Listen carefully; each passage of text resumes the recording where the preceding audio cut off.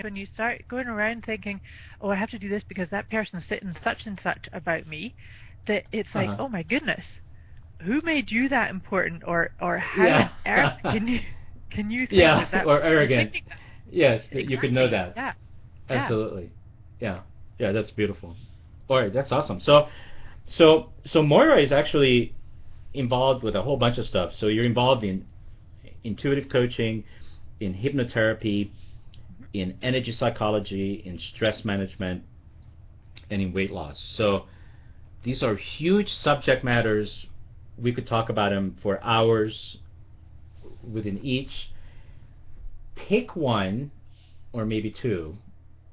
We still got a half hour for the rest of the show. Let's pick one or two more and see if we can go a little bit deeper and peel the onion a little bit deeper in terms of what these services and things that you do, and maybe even use some examples.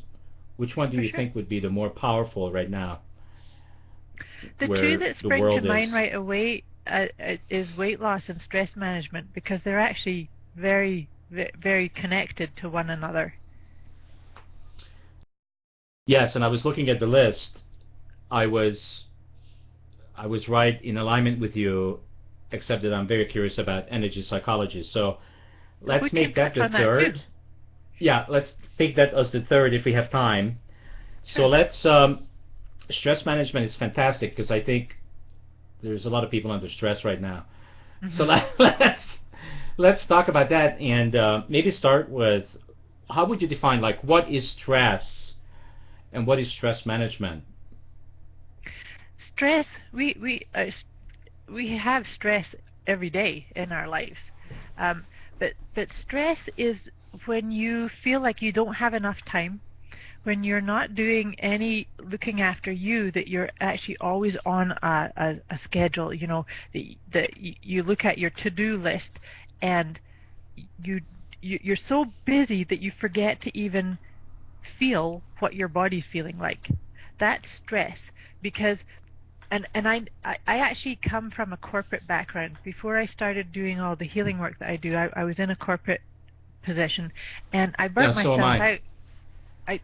I'm sorry? You did so too? Am I. Yeah. So you can relate from the corporate model is work. You know, 9 to 5. It can kill you. Exactly.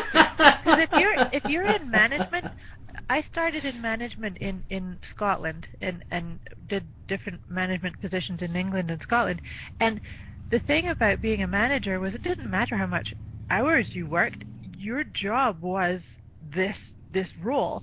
And so I can remember doing 70, 80-hour weeks, and it didn't give me more money. It was just that, you know, I had said yes to this, and I'm a very responsible, driven person that would just keep going until I burn out. And I see that still in corporate world now. And that's what I mean by stress, is that you're always on. You know, you 9 to 5, you do your job, then you come home and it's the kids and it's the supper and it's the housework and it's take your kids around different places. And the amount of people that, when I say to them, when's the last time you did something just for you, even if it was just 10 minutes, they can't answer that question.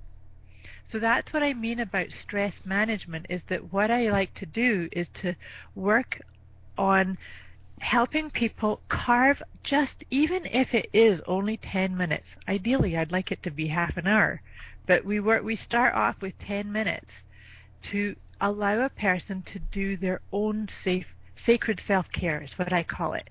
And I don't care what that is. I'm not really hung up on me teaching people to do things. My goal is to actually help people try out different things. So whether that's journaling or meditating